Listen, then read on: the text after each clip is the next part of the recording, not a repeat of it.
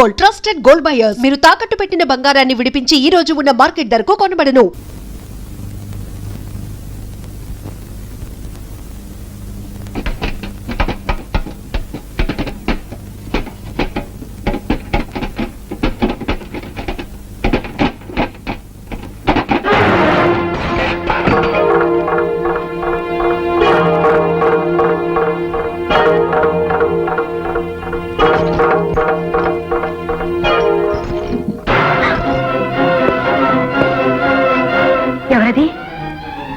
ఎవరది?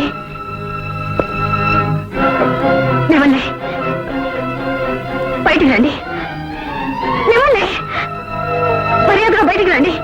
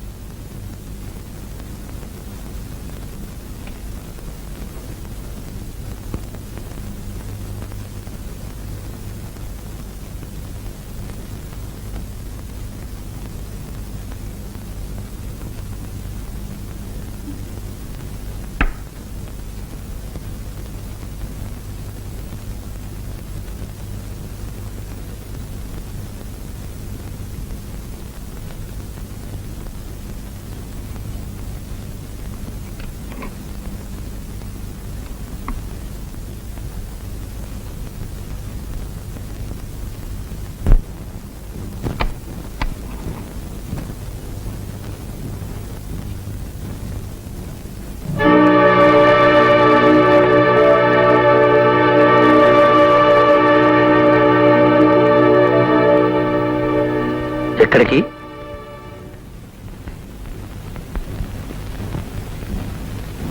ఇంటికి. ఏ ఇంటికి?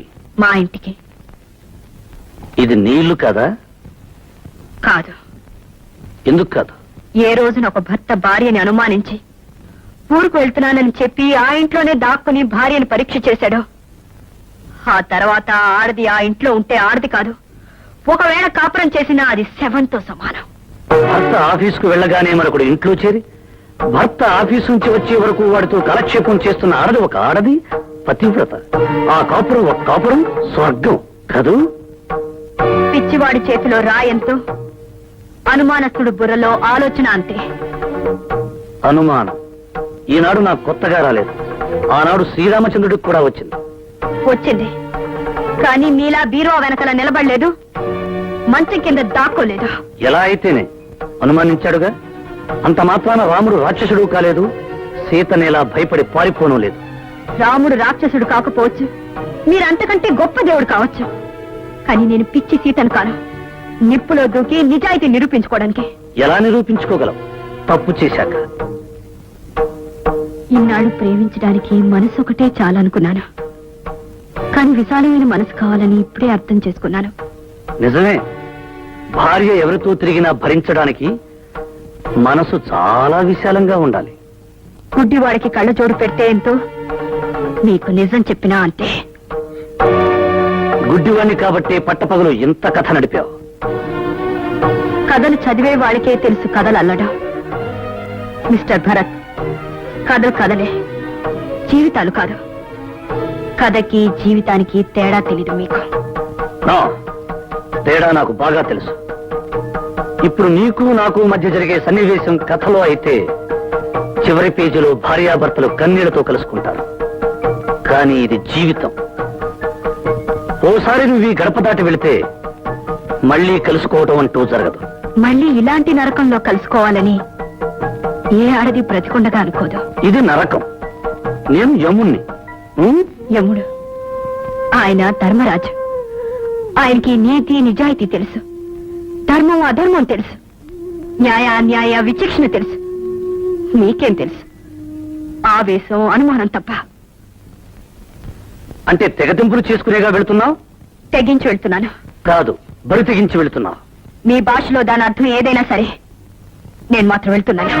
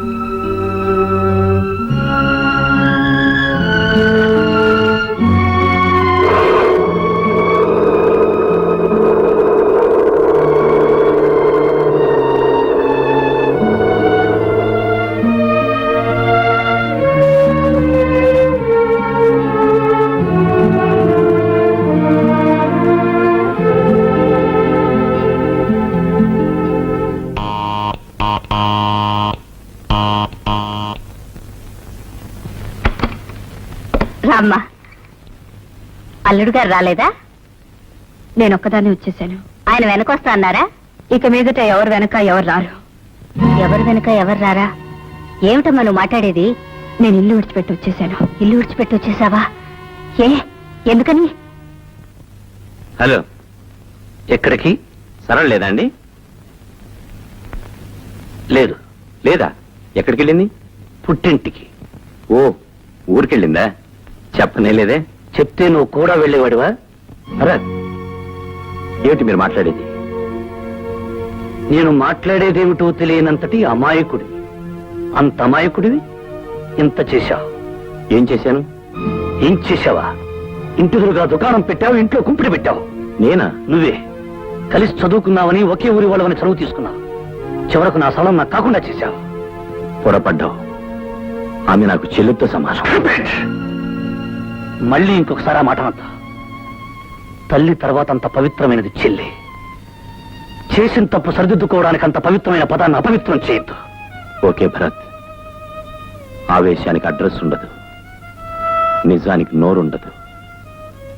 ఆవేశం తగ్గాక నిజం మాట్లాడుతుంది. చాలా పొరపాటు చేశావమ్మా, తొందరపడ్డావు. ప్రతి ఇంట్లోనూ ఇలాంటి గొడవలు జరుగుతూనే ఉంటాయి. జరిగిన ప్రతి వాళ్ళు ఇలా తెగతెంపులు చేసుకొచ్చేస్తున్నారా? రాకపోతే శిక్ష అన్న కూడా చూరుపుచ్చుకుని వెళ్ళాలా? ఏమిటండి మీరు మాట్లాడేది? అంతే. అమ్మాయి ఏం చేసిందో మంచి పనే చేసింది. లేకపోతే వాడు నా బిడ్డని అనుమానిస్తాడా? ఇదిగో, అనుమానం అంటూ వచ్చాక మీ బిడ్డ నా బిడ్డ అని ఎవరు ఆలోచించరు. చిచ్చి, పిచ్చి పిచ్చిగా వాడిని వెనకేస్తు. నాకు వాడు ఎంత నీచుడు కాకపోతే ఊరు వెళ్తా అని చెప్పి ఇంట్లోనే ఉండి ఇంట్లోకి ఎవరు వస్తున్నారు, ఎందుకు వస్తున్నారు అని చూస్తాడా? ఇంత జరిగిన తర్వాత కూడా వాడితో కాపురం చేయాలి. అది కాదండి. ఈ అవమానం దానికి కదే, మనకే, మన వంశానికే, మన కుటుంబానికే. ఏనాడైతే వాడు తప్పు తెలుసుకుని నా ఇంటికి వస్తాడో అప్పుడే నా బిడ్డను పంపిస్తాను. అంతవరకు అది ఇక్కడే ఉంటుంది. నువ్వు నోరెత్తు. అయ్యా, వచ్చిన ప్రతిసారి 10,000 చూపిస్తున్నారు. 10 రోజుల, 10 నెలల, 10 సంవత్సరాల?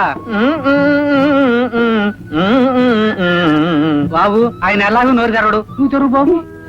నాన్న 10 ఇస్తేనే తప్ప కరెంటు కనెక్షన్ ఇవ్వనని చెప్పావే, వాడేనా వీడు?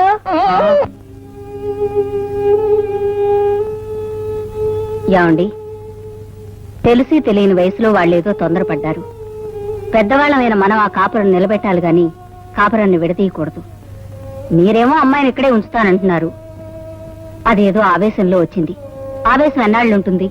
4 రోజులు పోయిన తర్వాత అయినా తెలుసో తెలియకో నేనొస్తే అమ్మా నాన్న అయినా నా కాపురం నిలబెట్టకపోయారని బాధపడుతుంది. దాన్ని చూసి మనం బాధపడాలి. నా మాట విని అల్లుడు గారి దగ్గరికి వెళ్ళి అసలు జరిగిందేమిటి మంచి చెడు తెలుసుకురండి. నేను వెళ్ళను. మీరు వెళ్ళకపోతే నేను వెళ్తాను. నాకు తప్పుతుందా? నిజంగానే వెళ్తావా? ఆ, అక్కర్లేదు, నేనే వెళ్తాను.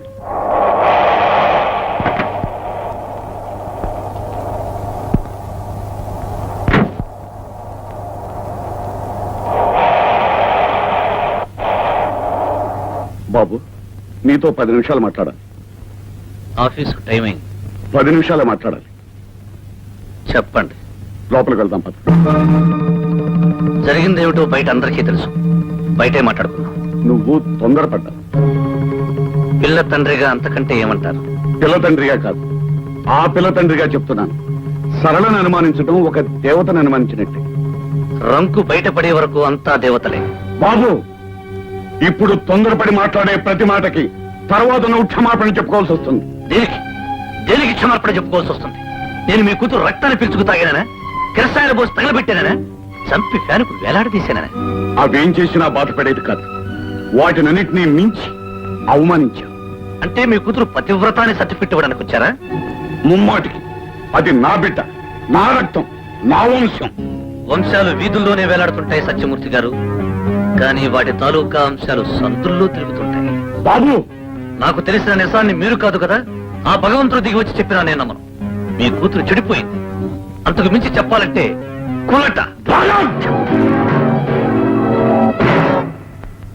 మీకు చెయ్యెత్తడం వరకే శక్తి ఉంది.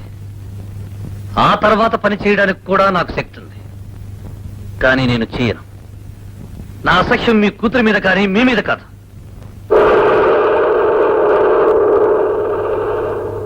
కాపురం చేయడానికి నా కూతురు పనికి రాలేదు. అది తీసుకొచ్చిన స్కూటర్ పనికి వచ్చింది, అది తీసుకొచ్చిన డబ్బు పనికి వచ్చింది. ఆహా, ముండబాబి పౌరుషం అంటే ఇదే.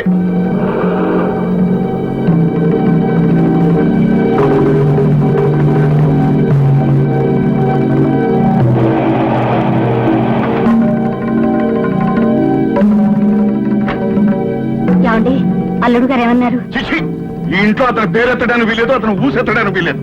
ఎవరైనా సరే అతను పేరెత్తారంటే నేను సహించేది లేదు.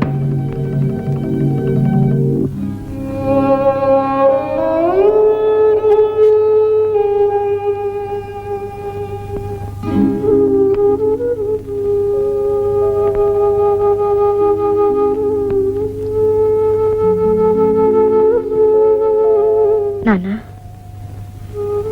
ఏమిటమ్మా? ఆయన నీతో సరిగా మాట్లాడలేదా? సరిగ్గా మాట్లాడితే వ్యవహారాలన్నీ సరిగ్గానే జరుగుండే. అసలు ఆయన ఎలా ఉన్నారు? నిక్షేపంగా ఉన్నాడు. నువ్వు వెళ్ళేసరికి ఇంట్లో బాధతో పడుకుని ఉన్నారా? ఏమీ కాదు, హాయిగా స్కూటర్ స్టార్ట్ చేసుకుని ఆఫీస్కి వెళ్తున్నాడు. అంటే నేను వెళ్ళిపోయినన్న బాధ వాళ్ళు ఏ కోశానా లేదు. అసలు నువ్వేమన్నావు? అమ్మా, అసలు ఏం మాట్లాడుకున్నావో చెప్పంటావా? నువ్వు తొందరపడ్డావు. అంటే ఆయన ఏమన్నారు? పిల్ల తండ్రిగా అంతకంటే ఏమంటారు? దానికి నువ్వేమన్నావు? పిల్ల తండ్రిగా కాదు, ఆ పిల్ల తండ్రిగా చెప్తున్నాను. సరళను అనుమానించడం ఒక దేవతను అనుమానించినట్టే. ఆయన ఏమన్నారు? రంకు బయటపడే వరకు అంతా దేవతలే. ఆ తర్వాత ఏమన్నాడో కూడా చెప్పంటావా? అక్కర్లేదు నాన్న. పిచ్చి తల్లి, అతని కోసం నువ్వు ఇక్కడ కుమిలిపోతున్నా. నీ కోసం అతను కూడా అక్కడ కుమిలిపోతూ ఉంటాడని నీ అభిప్రాయం. అలా ఉంటే నేను మాత్రం అతను ఎందుకు వదిలిపెట్టొస్తానమ్మా? మొన్నటి వరకు అతను ఒక మనిషి అని పొరపాటు పడ్డాను. ఇప్పుడు పశువు అని రుజువైంది.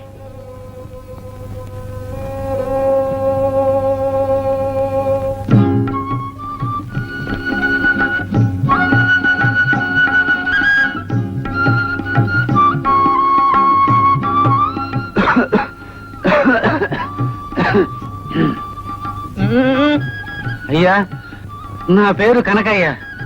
నా దోసకాయల పెళ్లి.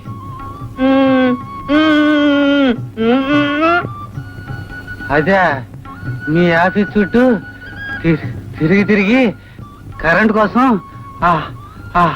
ఆలోచించి ఆ జుట్టంతా ఇలా తెల్లబడిపోయింది. ఆఖరికి ఆ ఇల్లు కూడా అమ్మేశాను. కానీ కరెంట్ లేదే ఇల్లు రిజిస్ట్రేషన్ చేయించుకోమన్నారు.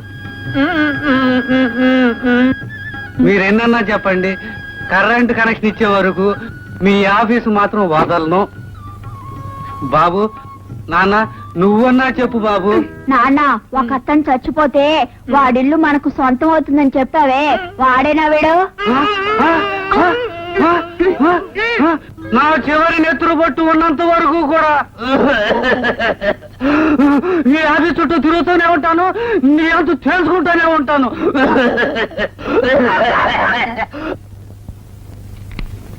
పోస్ట్